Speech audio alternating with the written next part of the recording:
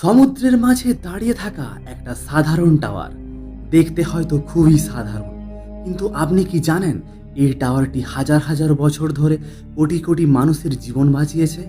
আপনি কি জানেন পৃথিবীর ইতিহাসে এমন একটা সময় ছিল লাইট হাউস ছিল না, আর সেই কারণেই অসংখ্য জাহাজ গন্তব্যে পৌঁছানোর ঠিক আগেই সমুদ্রে হারিয়ে যেত? কিন্তু কে প্রথম লাইট হাউস বানানোর কথা ভেবেছিল? কেনই বা ভেবেছিল? কিভাবে প্রাচীন মানুষ আধুনিক প্রযুক্তি ছাড়াই সমুদ্রের ধারে শত শত মিটার উঁচু করে লাইট হাউস তৈরি করেছিলেন? একজন লাইট হাউস কিপারের জীবন আসলে কেমন ছিল? মাসের পর মাস সমুদ্রের মাঝখানে একা থেকে তারা কিভাবে জীবন কাটাতেন এবং বেঁচেছিলেন? কেন পৃথিবীর কিছু লাইট হাউসকে ঘিরে আজও রহস্য জন্মায়, ভয় এবং নিখোঁজ হওয়ার গল্প শোনা যায়? আর সবচেয়ে বড় প্রশ্ন, জিপিএস, স্যাটেলাইট নেভিগেশন এবং আধুনিক প্রযুক্তির সুযোগেও কেন লাইট হাউস এখনও পৃথিবীর বিভিন্ন উপকূলে দাঁড়িয়ে আছে? তাদের কি এখনো কোনো কাজ আছে? বর্তমানে যারা লাইট হাউসের দেওয়ালে দেখাশোনা করেন তাদের বেতনই বা কত? আজকের এই ডকুমেন্টারিতে আমরা জানব লাইট হাউসের সম্পূর্ণ ইতিহাস, প্রাচীন সভ্যতার যুগ থেকে শুরু করে আধুনিক পৃথিবী পর্যন্ত। জানাবো পৃথিবীর প্রথম লাইট হাউসের গল্প, জানাবো সেই মানুষদের কথা যারা জীবনের জীবন ঝুঁকিতে ফেলে আমাদের সাথে পথ দেখিয়েছেন। আর জানাবো এমন কিছু বাস্তব ঘটনা যা রহস্য, যা শুনলে হয়তো আপনি লাইট হাউসকে আর কোনোদিন শুধু একটা টাওয়ার হিসেবে দেখবেন না। তাহলে চলুন সময়ের চাকা ঘুরিয়ে ঝাঁপিয়ে পড়ি সেই হাজার হাজার বছর আগে, যখন পৃথিবীর কোনো উপকূলে লাইট হাউসের আলো জ্বলত না। উত্তর আটলান্টিক মহাসাগরের বুকের ওপর তখন ঠিক এক ভয়ঙ্কর ঝড় বয়ে যাচ্ছে। চারিদিকে শুধু কালো অন্ধকার, আকাশ আর সমুদ্র যেন এক হয়ে গেছে। বিশাল বিশাল ঢেউ বারবার আছড়ে পড়ছে একটি জাহাজের গায়ে। জাহাজের ডেকে দাঁড়িয়ে থাকা নাবিকদের চোখে স্পষ্ট আতঙ্ক, কারণ তারা জানে এই অন্ধকারের মধ্যে কোথায় লুকিয়ে আছে বিশাল পাথর, কোথায় রয়েছে উপকূল, আর কোথায় রয়েছে মৃত্যু। তা কেউ জানে না। আজকের দিনে এমন পরিস্থিতি কল্পনা করাও কঠিন, কারণ এখন আমাদের হাতে রয়েছে জিপিএস, রাডার, স্যাটেলাইট নেভিগেশন এবং অসংখ্য আধুনিক প্রযুক্তি। কিন্তু হাজার হাজার বছর আগে পৃথিবী ছিল সম্পূর্ণ আলাদা। তখন সমুদ্রযাত্রা ছিল মানব সভ্যতার সবচেয়ে বিপজ্জনক কাজগুলোর মধ্যে একটি। মানুষ তখনও পৃথিবীর এক প্রান্ত থেকে অন্য প্রান্তে ব্যবসা করার স্বপ্ন দেখত। দূর দেশের মশলা, স্বর্ণ, রেশম এবং মূল্যবান সামগ্রী নিয়ে বাণিজ্য করতে চাইত, আর সেই কারণেই তাদের নামতে হতো সমুদ্রে। প্রথম দিকে মানুষ ছোট ছোট নৌকোয় নদী পার হতো, পরে ধীরে ধীরে বড় জাহাজ তৈরি হতে শুরু করে। মিশরীয়, ফিনিশীয়, গ্রিক এবং রোমানরা সমুদ্রযাত্রায় অসাধারণ দক্ষ হয়ে ওঠে, আর শত শত কিলোমিটার দূরের দেশগুলোর সঙ্গে বাণিজ্য শুরু করে। কিন্তু একটা সমস্যা তাদের সব সময় তাড়া করে বেড়াতো। দিনের বেলা সূর্যের অবস্থান দেখে পথ খুঁজে পাওয়া যেত, কিন্তু রাত নামতেই সেটা সম্ভব হতো না। মেঘ আকাশে ঢেকে যেত, ঝড় শুরু হলো, কুয়াশা নেমে এলো। তখন পৃথিবীর সবচেয়ে অভিজ্ঞ নাবিকও অসহায় হয়ে পড়তেন। অনেক সময় একটি জাহাজ পুরো সমুদ্র নিরাপদে অতিক্রম করার পর গন্তব্যর কাছাকাছি এসে ধ্বংস হয়ে যেত, কারণ অন্ধকারে তারা বুঝতেই পারত না সে সামনে রয়েছে এক বিশাল পাথরের দেওয়াল। এক মুহূর্ত ভুল আর তারপরেই সব শেষ। জাহাজ ভেঙে যেত, মানুষ সমুদ্রে পড়ে যেত, অনেকেই আর কখনো ফিরে আসতো না। শত শত বছর ধরে এমন ঘটনা বারবার ঘটতে থাকে। প্রাচীন বিশ্বের অনেক বিখ্যাত বন্দর ছিল অত্যন্ত বিপজ্জনক, বিশেষ করে রাতের সময়, কারণ তখন দূর থেকে কোনো আলোর চিহ্ন দেখা যেত না। নাবিকরা জানতেই পারতো না তারা সঠিক পথে আছে নাকি মৃত্যুর দিকে এগিয়ে যাচ্ছে। ধীরে ধীরে উপকূলের মানুষ একটি অদ্ভুত পদ্ধতি ব্যবহার করতে শুরু করলো। তারা পাহাড়ের চূড়ায় বা উপকূলের উঁচু জায়গায় আগুন জ্বালিয়ে রাখত, দূরে থাকা জাহাজগুলোর সেই আগুন দেখে উপকূলের অবস্থান বুঝতে পারত। কিন্তু এই অবস্থারও বড় সমস্যা ছিল। বৃষ্টি এলে আগুন নিভে যেত, ঝড় এলে আগুন টিকত না। অনেক সময় আগুন এত ছোট হয়ে যেত যে দূর থেকে দেখা যেত না, ফলে দুর্ঘটনা কমার বদলে চলতেই থাকতো। এদিকে সমুদ্রপথে বাণিজ্য যত বাড়তে লাগলো, সমস্যাও ততটা বাড়তে লাগলো। কারণ সমুদ্রই ছিল তখনকার পৃথিবীর সবচেয়ে বড় মহাসড়ক। আজ আমরা যেমন বিমান, ট্রেন বা ট্রাক ব্যবহার করি, তখন সেই কাজ করত জাহাজ। একটি সফল সমুদ্রযাত্রা মানে ছিল বিশাল লাভ, আর একটি জাহাজডুবি মানে ছিল সম্পূর্ণ ধ্বংস।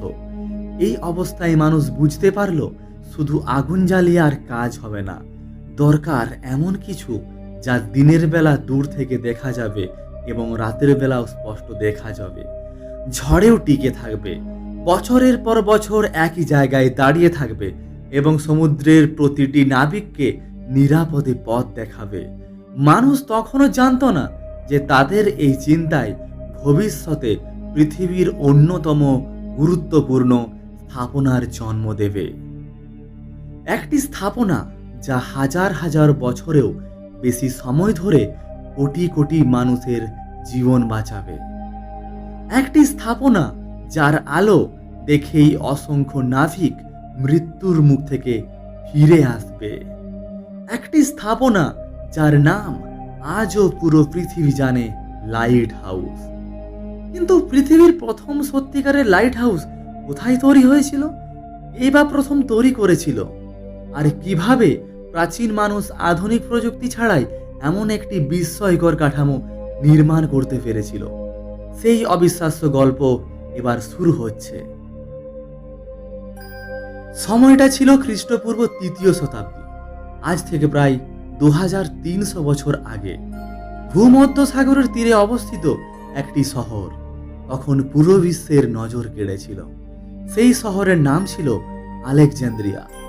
মিশরের এই শহরটি শুধু একটি বন্দর ছিল না, এটি ছিল জ্ঞান, বিজ্ঞান, ব্যবসা এবং সংস্কৃতির অন্যতম কেন্দ্র। পৃথিবীর বিভিন্ন প্রান্ত থেকে জাহাজ আসতো এখানে, গ্রিস থেকে, রোম থেকে, এশিয়া থেকে, আফ্রিকা থেকে। দিন রাত ব্যস্ত থাকতো আলেকজান্দ্রিয়ার বন্দর। কিন্তু যত বড় হচ্ছিল এই বন্দর, ততই বাড়ছিল একটি ভয়ঙ্কর সমস্যা। রাতের অন্ধকারে বন্দরে প্রবেশ করা ছিল অত্যন্ত ঝুঁকিপূর্ণ। উপকূলের কাছে ছিল বিপজ্জনক পাথর।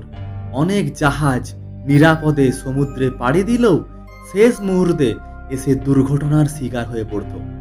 ব্যবসায়ীরা ক্ষতিগ্রস্ত হয়ে পড়ত, মানুষ প্রাণ হারাতো। তখন মিশরের শাসকরা বুঝতে পারলেন এই সমস্যা সমাধান না করলে আলেকজান্দ্রিয়া কখনোই বিশ্বের সবচেয়ে গুরুত্বপূর্ণ বন্দর হয়ে উঠতে আর কোনো দিন পারবে না। আর তখনই নেওয়া হলো ইতিহাসের বন্দরের দেওয়া একটি সিদ্ধান্ত। সমুদ্রের ধারে এমন একটি টাওয়ার তৈরি করা হবে যা দূর সমুদ্র থেকেও দেখা যাবে, যা নাবিকদের নিরাপদে পথ দেখাবে, যা হবে পৃথিবীর বিশ্বের জন্য এক নতুন উদাহরণ। নির্মাণের জন্য বেছে নেওয়া হলো ফ্যারোস নামের একটি ছোট দ্বীপকে, আর সেখান থেকেই পরে এর নাম হলো ফ্যারোস। লাইট হাউস নির্মাণ কাজ শুরু হলো। পাথরের পর পাথর জোড়া লাগানো হতে লাগলো।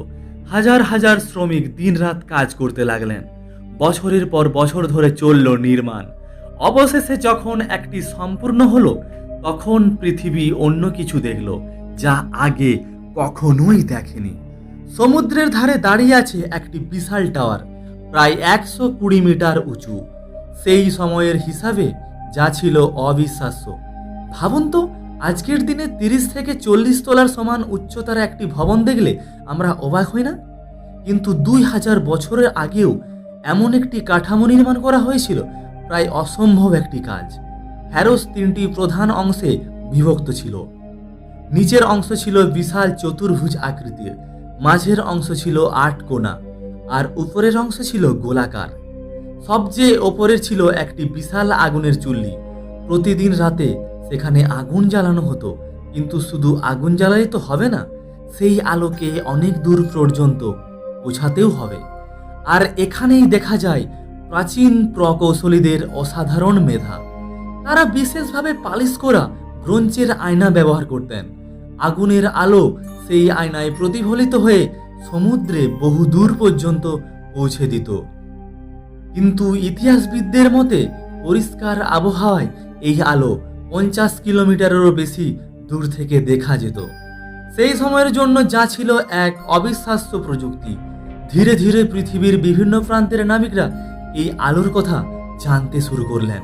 রাতের অন্ধকারে দূরে যখন ফ্যারোসের আলো দেখা যেত, তখন তাদের মনে স্বস্তি ফিরে আসতো, কারণ তারা জানতেন বন্দর আর খুব দূরে নয়, তারা নিরাপদ, তারা বেঁচে ফিরবেন। ফ্যারোস শুধু একটা লাইট হাউস ছিল না, এটি ছিল আশার প্রতীক, জীবনের প্রতীক, আর জীবনের মানুষের মেধার এক অসাধারণ উদাহরণ। ধীরে ধীরে এক খ্যাতি এতটাই ছড়িয়ে পড়ল যে পৃথিবীর বহু মানুষ লাইট হাউস বোঝাতে ফ্যারোস শব্দ ব্যবহার করতে শুরু করলো। কিন্তু ফ্যারোসের গল্প শুধু গৌরবের গল্প নয়, এটি ছিল সময়ের বিরুদ্ধে লড়াইয়ের গল্প। শত শত বছর ধরে ঝড় বৃষ্টিকে উপেক্ষা করে, লবণাক্ত বাতাস এবং প্রকৃতির অসংখ্য আঘাত উপেক্ষা করে এই টাওয়ার একের পর এক সভ্যতা এগিয়ে এসেছে। একের পর এক সাম্রাজ্যের পতন হয়েছে, কিন্তু ফ্যারোস দাঁড়িয়েছিল মাথা উঁচু করে। প্রায় 1600 বছর পরেরও বেশি সময় ধরে অবশেষে একাধিক শক্তিশালী ভূমিকম্প এর ক্ষতি করতে শুরু করে। ধীরে ধীরে বিশ্বের এই বিস্ময় ভেঙে পড়ে, আর এক সময় সম্পূর্ণ হারিয়ে যায় ইতিহাসের পাতায়। কিন্তু তার রেখে যাওয়া ধারণা কখনোই হারিয়ে যায়নি, বরং সেই ধারণায় ছড়িয়ে পড়তে শুরু করলো পুরো পৃথিবীতে। মানুষ বুঝে গিয়েছিল একটি লাইট হাউস শুধু একটি টাওয়ার নয়, এটি হাজার হাজার মানুষের জীবন রক্ষাকারী এক নীরব প্রহরী। আর এই উপলব্ধি জন্ম দিল পৃথিবীর নতুন লাইট হাউসের। রোমান সাম্রাজ্য থেকে শুরু করে ইউরোপের উপকূল, আটলান্টিকের পাথুরে দ্বীপ, এমনকি পৃথিবীর সব ভয়ঙ্কর সমুদ্রপথেও একের পর এক লাইট হাউস তৈরি হতে লাগলো। কিন্তু লাইট হাউস যত বাড়তে লাগলো, ততই সামনে আসতে লাগলো আর একটি প্রশ্ন: এই বিশাল টাওয়ারগুলোর আলো কে জ্বালিয়ে রাখবে? ঝড়ের রাতে কে নিশ্চিন্ত করবে যে আলো নিভে যাবে নাকি? সমুদ্রের মাঝখানে একা দাঁড়িয়ে থাকা এই টাওয়ারগুলোর দেখাশোনাই বা করবে কে? আর সেই প্রশ্নের উত্তর থেকেই জন্ম নিল পৃথিবীর সবচেয়ে একাকী এবং বিপজ্জনক পেশাগুলোর মধ্যে একটি, লাইট হাউস কিপার। আর তাদের জীবন ছিল কল্পনার চেয়েও অনেক বেশি কঠিন। ফ্যারোসের সাফল্যের পর পৃথিবী ধীরে ধীরে বুঝতে শুরু করলো যে লাইট হাউস শুধু এটি এক স্থাপত্য নয়, এটি সমুদ্র যাত্রার এক অপরিহার্য। এবং যত নতুন নতুন লাইট হাউস তৈরি হতে লাগলো, ততই সামনে এলো একটি নতুন সমস্যা। একটি লাইট হাউস বানিয়ে দিলেই তো হবে না, প্রতিদিন আলো জ্বালাতেও হবে। প্রতিদিন সেই আলো সচল আছে কিনা দেখতে হবে। ঝড়ের মধ্যে নিশ্চিন্ত করতে হবে যে আলো নিভে যাচ্ছে নাকি জ্বলে আছে, কারণ সেই আলো নিভে যাওয়া মানেই হতে পারে শত শত মানুষের মৃত্যু। আর এই দায়িত্ব কাঁধে তুলে নিল এক বিশেষ শ্রেণীর মানুষ, তাদের বলা হতো লাইট হাউস কিপার। আজকের দিনে দাঁড়িয়ে এ কাজ হয়তো খুব সাধারণ মনে হতে পারে আপনার, কিন্তু কয়েক বছর আগে লাইট হাউস কিপার হওয়া মানে ছিল পৃথিবীর সবচেয়ে এক কঠিন এবং একাকী জীবনযাত্রার মধ্যে একটি। কারণ অধিকাংশ লাইট হাউস কোনো শহরের পাশে ছিল না, অনেকগুলো তৈরি করা হয়েছিল সমুদ্রের মাঝখানে ছোট ছোট পাথুরে দ্বীপে। কিছু লাইট হাউস এমন জায়গায় দাঁড়িয়ে ছিল যেখানে পৌঁছতে কয়েক ঘন্টা নৌকো ভ্রমণ করতে হতো। আবার কিছু লাইট হাউস এতটা খারাপ আবহাওয়ার সময় কয়েক সপ্তাহ পর্যন্ত কেউ পৌঁছতেই পারত না। ভাবুন তো একবার, চারিদিকে শুধু সমুদ্র, যেদিকে চোখ যায় শুধু জল আর জল। কোনো প্রতিবেশী নেই, কোনো বাজার নেই, কোনো বন্ধু বান্ধব পরিবার নেই, শুধু একটা টাওয়ার, আর সেই টাওয়ারের ভেতরেই এক বা দুজন মানুষ। এটাই ছিল অনেক লাইট হাউস কিপারের বাস্তব জীবনযাত্রা। তাদের জীবনে শুরু হতো সূর্য ওঠার আগেই। প্রথমে লাইট হাউস পরীক্ষা করা হতো, পরে ঠিক আছে কিনা দেখতে হতো, লেন্স পরিষ্কার করতে হতো, কারণ লেন্সে সামান্য ময়লা পড়লেও লেন্সের শক্তি কমে আসতো। তারপর তেল ভর্তি বাতিগুলো পরীক্ষা করতে হতো।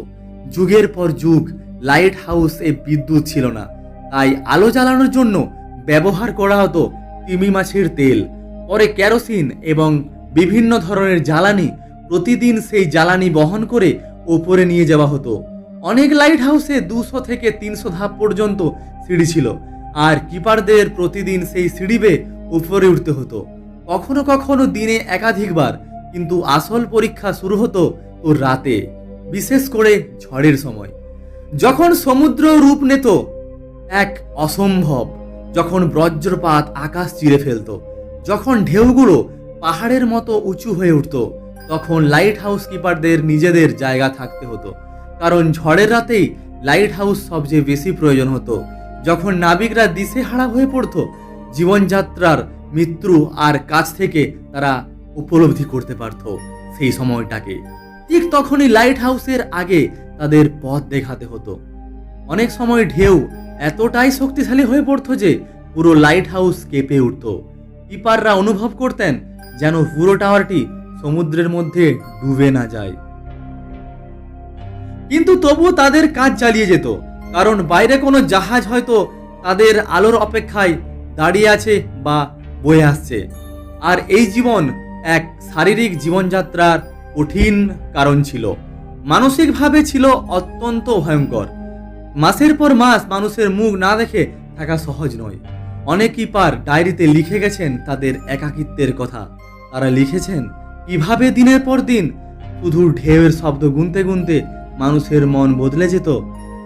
কিছু কিপার সমুদ্রের সঙ্গে কথা বলতেন, কিছু কিপার নিজেদের সঙ্গেই কথা বলতেন, আবার কেউ কেউ ধীরে ধীরে মানসিক সমস্যায় আক্রান্ত হয়ে পড়তেন। কারণ মানুষ সামাজিক প্রাণী, আর সম্পূর্ণ একা জীবন কাটানো মানুষের পক্ষে অসম্ভব, মানসিক অবস্থার জন্য বড় চ্যালেঞ্জ। তবুও পৃথিবীর বিভিন্ন প্রান্তে হাজার হাজার কিপার বছরের পর বছর তাদের দায়িত্ব পালন করে গেছেন। কেউ কোনো পুরস্কারের জন্য নয়, কেউ কোনো খ্যাতির জন্য নয়, বরং শুধুমাত্র এই বিশ্বাসে যে তাদের কাজ অন্য মানুষের জীবন বাঁচানো। কিন্তু লাইট হাউস কিপারের জীবনে কতটা ছিল? কিন্তু লাইট হাউসের কিপারদের জীবন যতটা কঠিন ছিল তার থেকেও বেশি ভয়ঙ্কর ছিল কিছু লাইট হাউসের অবস্থানের জন্য। পৃথিবীর কিছু লাইট হাউস এমন জায়গায় তৈরি করা হয়েছিল যেখানে প্রতি বছর শত শত ঝড় আঘাত হানত। লাইট হাউসে সরাসরি টাওয়ারের মাঝামাঝি জলের ধাক্কা এসে পড়তো। কিছু কিপার তাদের ডায়েরিতে লিখে গেছেন যে মাঝে মাঝে ঢেউর আঘাতে পুরো লাইট হাউস কয়েক সেকেন্ডের জন্য কেঁপে উঠতো, যেটা আমি আগেই আপনাদের বললাম। মনে হতো এই বুঝি সবই শেষ হয়ে যাবে, কিন্তু তারপরও তারা আলো জ্বালিয়ে রাখতেন, কারণ তারা জানতেন সেই আলো নিভে গেলে হয়তো কোনো জাহাজ আর বাড়ি ফিরতে পারবে না। তবে লাইট হাউস কিপারদের ইতিহাস এমন কিছু ঘটনা রয়েছে যেগুলোর ব্যাখ্যা আজও পুরোপুরি পাওয়া যায়নি। একটি দূরবর্তী লাইট হাউসে যেখানে 3 জন কিপার হঠাৎ করেই পৃথিবীর থেকে অদৃশ্য হয়ে গিয়েছিলেন, তার সেই ঘটনা রহস্য আজও পুরোপুরি সমাধান হয়নি। শীত তখন পুরো শক্তিতে আঘাত হানছে উত্তর আটলান্টিকের ওপর, স্কটল্যান্ডের পশ্চিম উপকূল থেকে অনেক দূরে। তার কিছুদিন পরের শীতের মরশুম শুরু হলো। শীত তখন পুরো শক্তিকে আঘাত হানছে উত্তর আটলান্টিকের ওপর। স্কটল্যান্ডের পশ্চিম উপকূল থেকে অনেক দূরে সমুদ্রের মাঝে দাঁড়িয়ে আছে একটি নির্জন দ্বীপ। দ্বীপটির নাম ইলিয়ান মোর। চারিদিকে শুধু পাথর আর সমুদ্র, মানুষের বসতি নেই, গাছপালা নেই, শুধু একটি লাইট হাউস। আর সেই লাইট হাউসের দায়িত্বে ছিলেন 3 জন। তাদের জীবন ছিল আগের মতোই, প্রতিদিন আলো পরীক্ষা করা, যন্ত্রপাতি দেখা, আবহাওয়ার রিপোর্ট পাঠানো আর সমুদ্রের দিকে তাকিয়ে থাকা। কিন্তু 1900 সালের ডিসেম্বর মাসে এমন কিছু ঘটনা ঘটেছিল যা লাইট হাউসের ইতিহাসকে চিরতরে রহস্যই ঢেকে দিয়েছিল। 15 ডিসেম্বর হঠাৎ করেই লাইট হাউস থেকে কোনো বার্তা আসা বন্ধ হয়ে যায়। প্রথমে কেউ বিষয়টিকে একটি গুরুত্বপূর্ণ হিসেবে নেয়নি, কারণ খারাপ আবহাওয়ার জন্য যোগাযোগ বিচ্ছিন্ন হওয়া স্বাভাবিক ছিল। কিন্তু কয়েকদিন পর পরিস্থিতি বদলাতে শুরু করলো। সমুদ্র দিয়ে যাওয়া কিছু জাহাজের ক্যাপ্টেন অভিযোগ করলেন যে লাইট হাউসের আলো জ্বলছে না। এটা ছিল অত্যন্ত বিপজ্জনক একটি বিষয়, কারণ ওই অঞ্চলের পাথুরে উপকূল যে কোনো জাহাজকে মুহূর্তের মধ্যে ধ্বংস করে ফেলতে পারে। অবশেষে আবহাওয়া কিছুটা শান্ত হলে একটি সরবরাহ জাহাজ লাইট হাউসের দিকে রওনা দিল। যেখানে পৌঁছে তারা প্রথমেই কিছু স্বাভাবিক বিষয় লক্ষ্য করল। সাধারণত কিপাররা দূর থেকে জাহাজ দেখতে পেলেই স্বাগত জানানোর জন্য প্রস্তুত থাকতেন, কিন্তু এবার কেউ এলো না, কেউ কোনো সংকেত দিল না, কেউ বন্দরে উপস্থিত হলো না।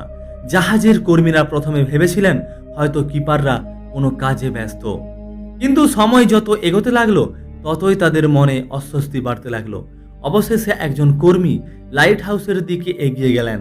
প্রধান দরজাটা খুলে তিনি ভেতরে প্রবেশ করলেন, আর তারপর যা দেখলেন তা আজও ইতিহাসের অন্যতম রহস্য হিসেবে বিবেচিত হয়। লাইট হাউসের ভেতরে কেউ ছিল না, একজনও না। 3 জন কিপারই নিখোঁজ। তাদের বিছানা গুছানো ছিল না, পুরো অগোছালো।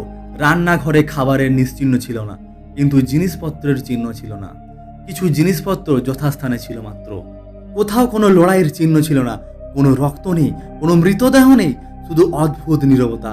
তদন্ত শুরু হলো, পুরো দ্বীপ খুঁজে দেখা হলো। পাথরের ফাঁক, উপকূল, গুহা, সমুদ্রের ধারে প্রতিটি অংশ, দ্বীপ, কিন্তু 3 জন মানুষের কোনো চিহ্ন পাওয়া গেল না। মনে হচ্ছিল যেন তারা হঠাৎ করে পৃথিবীর থেকে অদৃশ্য হয়ে গেছেন। পরে তদন্তকারীরা লাইট হাউসের লগবুক পরীক্ষা করে দেখলেন যেখানে কিছু অদ্ভুত নোট পাওয়া গেছে।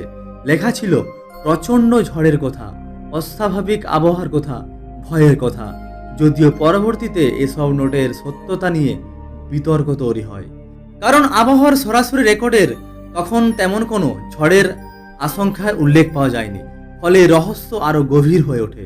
কেউ বলেন বিশাল একটি ঢেউ তাদের সমুদ্রে ভাসিয়ে নিয়ে গেছে, কেউ বলেন তারা উদ্ধার অভিযানে বের হয়ে দুর্ঘটনার শিকার হয়েছেন। আবার কেউ কেউ আরো অদ্ভুত তত্ত্ব দিলেন। কেউ বলেন দ্বীপে কোনো অজানা ঘটনা ঘটেছিল, কেউ বলেন তারা হয়তো এমন কিছু দেখেছিলেন যা তাদের আতঙ্কিত করে তুলেছিল। বছরের পর বছর কেটে গেছে, তদন্ত হয়েছে, গবেষণা হয়েছে, অসংখ্য বইও লেখা হয়েছে, কিন্তু আজও কেউ নিশ্চিন্তভাবে বলতে পারেনি সেই 3 জন কিপারের শেষ পরিণত কি হয়েছিল। এই ঘটনার পর লাইট হাউস কিপারদের জীবন নিয়ে মানুষের আরও আগ্রহ বেড়ে যায়, কারণ সবাই বুঝতে শুরু করলো লাইট হাউস শুধু আলো জ্বালানোর গল্প নয়, এটা সাহসের গল্প, এটা একটা একাকিত্বের গল্প। কারণ কখনো এটি এমন কিছু রহস্যের গল্প যায় যা উত্তর হয়তো চিরকালই আমাদের কাছে অজানা হয়ে থেকে যাবে। কিন্তু লাইট হাউসের এই ইতিহাসে শুধু রহস্যই ছিল না, ছিল এমন সব নির্মাণ যেগুলোকে দেখে আজও প্রকৌশলীরা বিস্মিত হন। কারণ পৃথিবীর কিছু লাইট হাউস এমন জায়গায় তৈরি করা হয়েছিল যেখানে দাঁড়িয়ে থাকা প্রায় অসম্ভব, যেখানে ঢেউয়ের শক্তি একটি ট্রেনের সঙ্গে তুলনা করা যায়, যেখানে একটি ভুল মানেই নিশ্চিন্ত মৃত্যু।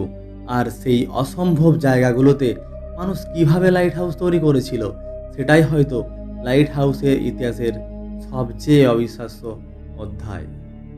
তারপর বহুকাল কেটে যায় এবং আরও পৃথিবীর বহু প্রান্তে লাইট হাউস স্থাপিত হয়। 1970-এর দশক থেকে পৃথিবী ধীরে ধীরে একটি নতুন যুগে প্রবেশ করতে শুরু করলো। প্রযুক্তি যুগ, কম্পিউটারের যুগ, স্যাটেলাইটের যুগ। আর এই পরিবর্তনের সবচেয়ে বড় প্রভাব পড়ল সমুদ্র যাত্রার ওপর।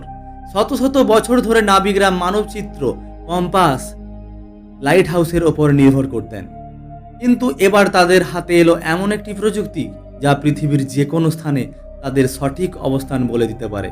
জিপিএস, গ্লোবাল পজিশনিং সিস্টেম, আকাশে ঘুরতে থাকা স্যাটেলাইটগুলোর মধ্যে একটি জাহাজ এখন জানতে পারে সে ঠিক কোথায় আছে, কোন দিকে যাচ্ছে, কত দূরে রয়েছে, তার গন্তব্যই বা কোথায় এবং কোন পথটি সবচেয়ে নিরাপদ হবে।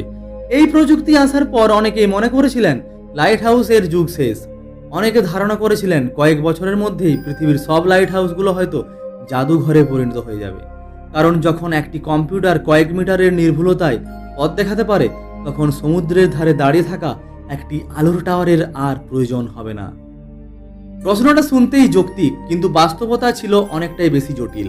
কারণ প্রযুক্তি যতই উন্নত হোক না কেন, তা কখনোই শতভাগ নিখুঁত হয় না। জিপিএস স্যাটেলাইটের উপর নির্ভর করে স্যাটেলাইটে সমস্যা হতে পারে, যোগাযোগ ব্যবস্থায় সমস্যা হতে পারে, ইলেকট্রনিক যন্ত্র নষ্ট হতে পারে, বিদ্যুৎ চলে যেতে পারে, সফটওয়্যার ত্রুটি দেখা যেতে পারে। এমনকি কিছু ক্ষেত্রে জিপিএস সিগন্যাল ইচ্ছাকৃতভাবেও বিঘ্নিত করা সম্ভব। আর সেই সমুদ্রে একটি ছোট ভুলও ভয়াবহ দুর্ঘটনার কারণ হতে পারে। এই কারণে লাইট হাউস এখনো পুরোপুরি হারিয়ে যায়নি। আজও অনেক জাহাজের ক্যাপ্টেন লাইট হাউসকে একটি গুরুত্বপূর্ণ ব্যাকআপ নেভিগেশনের ব্যবস্থা হিসেবে বিবেচিত করেন। যদি সব কিছু ব্যর্থ হয় তবুও লাইট হাউসের আলো দেখা যায়। তাই আধুনিক প্রযুক্তি লাইট হাউসকে সরিয়ে দেয়নি, বরং তার ভূমিকা বদলে দিয়েছে। এক সময় লাইট হাউস ছিল প্রধান পথপ্রদর্শক, আজ লাইট হাউস হলো নির্ভরযোগ্য সহকারী। কিন্তু লাইট হাউসের বর্তমান অবস্থান নিয়ে মানুষের অনেকটি বড় কৌতূহল রয়েছে। আজও কি লাইট হাউস কিপার আছে? আর থাকলে তা কত বেতন পান? উত্তর হলো হ্যাঁ, তবে আগের মতো নয়। এক সময় পৃথিবীতে হাজার হাজার লাইট হাউস কিপার কাজ করতেন। তাদের জীবন লাইট হাউসের ভেতরেই কাটত। কিন্তু অটোমেশন বা স্বয়ংক্রিয় প্রযুক্তি আসার পর অধিকাংশ লাইট হাউসে স্থায়ী কিপারের প্রয়োজন কমে গেছে। বর্তমানে লাইট হাউস দূরে থেকে নিয়ন্ত্রণ করা যায়। সেন্সর নিজেই আলো জ্বালায়, নিজেই বন্ধ করে, নিজেই সমস্যা শনাক্ত করে রিপোর্ট পাঠায়। তবুও পৃথিবীর কিছু দেশে এখনও লাইট হাউসে টেকনিশিয়ান, ম্যারিন নেভিগেশন অফিসার এবং মেইনটেনেন্স ইঞ্জিনিয়াররা কাজ করেন। তাদের কাজ হলো লাইট হাউস পরিদর্শন করা, যন্ত্রপাতি পরীক্ষা করা, সৌরবিদ্যুৎ ব্যবস্থা ঠিক রাখা, আলো এবং নিরাপত্তা ব্যবস্থা সচল রাখা। অনেক সময় তাদের দূরবর্তী দ্বীপে যেতে হয়, কখনো হেলিকপ্টারে, কখনো বিশেষ নৌকায়। কারণ কিছু লাইট হাউস এখনও পৃথিবীর সবচেয়ে দুর্গম এলাকাগুলোর মধ্যে অবস্থিত। বেতনের বিষয়টি দেশভেদে অনেক আলাদা। কিছু দেশে এই ধরনের সামুদ্রিক প্রযুক্তিগত চাকরিতে মাসে কয়েক হাজার হাজার ডলার পর্যন্ত আয় করা সম্ভব। বিশেষ দক্ষতা, অভিজ্ঞতা এবং দায়িত্বের উপর নির্ভর করে আয় আরও বেশি হতে পারে। কিন্তু বেশিরভাগ মানুষ এই পেশায় আসেন শুধু বেতনের জন্য নয়। তাদের কাছে লাইট হাউস একটি চাকরি নয়, এটি ইতিহাসের অংশ, এটি একটি দায়িত্ব, এটি এমন একটি ঐতিহ্য যা শত শত বছর ধরে মানব সভ্যতার সঙ্গে জড়িয়ে রয়েছে। আর হয়তো এই কারণেই পৃথিবীর অনেক দেশ আজও তাদের পুরনো লাইট হাউসগুলোর সংরক্ষণ করে। লাইট হাউস এখনও সক্রিয়, কিছু পর্যটন কেন্দ্রে পরিণত হয়েছে, কিছু জাদুঘরে পরিণত হয়েছে, কিন্তু তাদের গুরুত্ব কখনো পুরোপুরি হারিয়ে যায়নি। কারণ লাইট হাউস শুধু একটি প্রযুক্তিগত স্থাপত্য নয়, এটি মানুষের আশা, সাহস এবং উদ্ভাবনী শক্তির প্রতীক। তবে লাইট হাউসের ইতিহাসে সবচেয়ে সুন্দর বিষয়টি হলো প্রযুক্তি নয়, রহস্যও নয়, বরং এই সত্যটি যে হাজার হাজার বছর ধরে পৃথিবী যতই বদলাক না কেন, একটি জিনিস একই রয়ে গেছে। অন্ধকারে মানুষ সবসময় আলোর খোঁজ করেছে, আর সেই আলোই গল্পই লাইট হাউসের গল্প। কিন্তু লাইট হাউস আমাদের কি শিক্ষা দিয়ে যায়? কেন হাজার হাজার বছর পরও এই টারগুলো মানুষের মনে এক গভীর আবেগ সৃষ্টি করে? সেই উত্তর লুকিয়ে আছে এই গল্পের একেবারে শেষ অধ্যায়ে। আপনারা ধৈর্য ধরে এটি শুনতে থাকুন। হাজার হাজার বছর ধরে এই যাত্রার শেষে এসে আমরা বুঝতে পেরেছি লাইট হাউসের গল্প আসলে কোনো টাওয়ারের গল্প নয়, এটি মানুষের গল্প। এটি একটা স্বপ্নের গল্প, মানুষের সাহসের গল্প, আর অন্ধকারের বিরুদ্ধে মানুষের এক অন্তহীন সংগ্রামের গল্প। ভাবুন তো একবার, আজ থেকে 2000 বছরের বেশি আগে যখন পৃথিবীতে কোনো আধুনিক প্রযুক্তি ছিল না, তখন মানুষ হাল ছাড়েনি। তারা সমুদ্রকে ভয় পেয়েছে, ভয়কে জয় করেছে, অন্ধকারকে ভয় পেয়েছে, কিন্তু তারা থেমে যায়নি। বরং সেই অন্ধকারের মাঝখানে একটি আলো জ্বালিয়েছে, একটি আলো যা শুধু পথ দেখানোর জন্য নয়, আশার প্রতীক হয়ে উঠেছিল। যখন কোনো নাবিক দিনের পর দিন উত্তাল সমুদ্রের সঙ্গে লড়াই করে লাইট হাউসের আলো দেখতে পেতেন, তখন তিনি শুধু একটি স্থাপনা দেখতেন না, তিনি দেখতেন বাড়ি ফেরার আশা, তিনি দেখতেন বেঁচে ফেরার সম্ভাবনা, আর তিনি দেখতেন পরিবারের কাছে ফিরে যাওয়ার পথ। হয়তো এই কারণেই লাইট হাউস পৃথিবীর সবচেয়ে আবেগঘন স্থাপত্যগুলোর মধ্যে একটি। কারণ এর আলো শুধু সমুদ্রকে আলোকিত করেনি, এটি মানুষের মনকেও আলোকিত করেছে। সময়ের সঙ্গে সঙ্গে সাম্রাজ্য বদলেছে, রাজারা হারিয়ে ফেলেছে রাজত্ব, যুদ্ধ হয়েছে, সভ্যতা ধ্বংস হয়েছে, নতুন প্রযুক্তি এসেছে, জিপিএস, স্যাটেলাইট, এআই এসেছে, কিন্তু লাইট হাউসের মূল উদ্দেশ্য কখনো বদলায়নি, অন্ধকারের পথ দেখানো। আর এই হয়তো আজও এই জন্য পৃথিবীর যে কোনো প্রান্তে লাইট হাউস দাঁড়িয়ে আছে। কিন্তু কেউ আর সেগুলোর দিকে প্রতিদিন তাকায় না। অনেক মানুষ তাদের ইতিহাসও জানে না, তবুও তারা নীরবে তাদের কাজ করে যাচ্ছে, ঠিক যেমন তারা শত শত বছর ধরে করে এসেছে। সমুদ্রের ধারে দাঁড়িয়ে থাকা একটি লাইট হাউস আমাদের একটি গুরুত্বপূর্ণ শিক্ষা দেয়।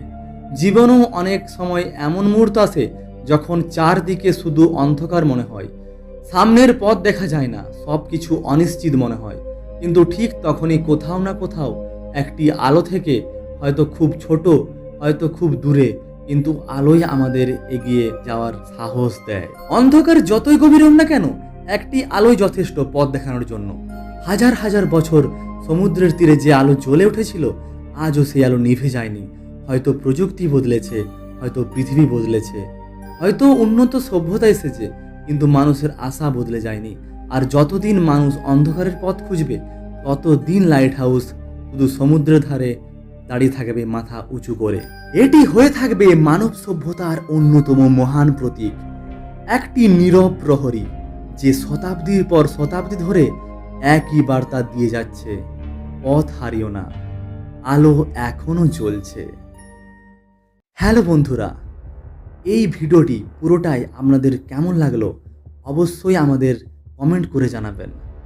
আর ভিডিওটি যদি খুবই ভালো লেগে থাকে তবে অবশ্যই একটি লাইক করবেন এবং আমাদের চ্যানেলটি সাবস্ক্রাইব করে আমাদের সঙ্গে জুড়ে থাকবেন।